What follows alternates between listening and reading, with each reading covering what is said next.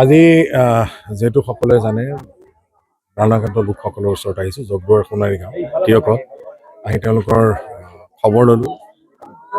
বিভিন্ন হয়তো মই যিটো অনুভৱ কৰিছোঁ এনেকুৱা ধৰণৰ বানপানী হয়তো মোৰ এইটো বয়সলৈকে মই প্ৰথম দেখা পাইছোঁ। এনেকুৱা ধৰণৰ বানপানী সকলোৱে প্ৰাণাঘাতৰ লোকসকলক মুখৰ মাত এষাৰ দিবলৈ আহিছোঁ। সামৰ্থ্য অনুযায়ী কিবা অলপ সাহায্য আমি আগবঢ়াইছোঁ আমাৰ NGO ফালৰ পৰা।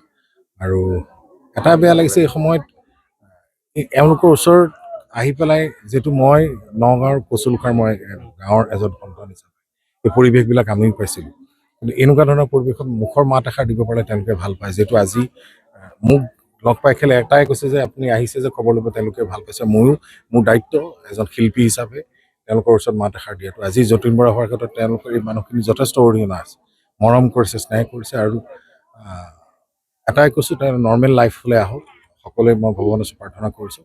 আৰু এই মুহূৰ্তত মই বানাকান্তৰ লোকসকলক যিমান পাৰোঁ মোৰ সামৰ্থ্য অনুযায়ী সহায়ৰ হাত আগবঢ়াইছোঁ আমাৰ NGO ফালৰ পৰা।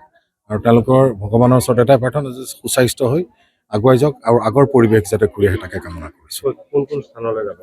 আমি এতিয়া আমি কোন জেগা আছে জগদুৱাৰ গায়নগাঁও আৰু শিবিৰ, তাত এটা শিবিৰ আছে, তাতো আমি যাম। আৰু আপোনালোকে আহক, আপোনালোকেও আমাৰ লগত সহযোগ কৰক। ৰজাবাৰী ফালেও যাম, এনেকুৱা ধৰণৰ অনুষ্ঠান। যোৰহাটত আমি আজি আছোঁ, কালি আমি শিৱসাগৰ ফালে আগবাঢ়িম। ঠিক আছে। যিকোনো খবৰৰ বাবে যোগাযোগ কৰক আমাৰ এই নম্বৰত 9181 307 221।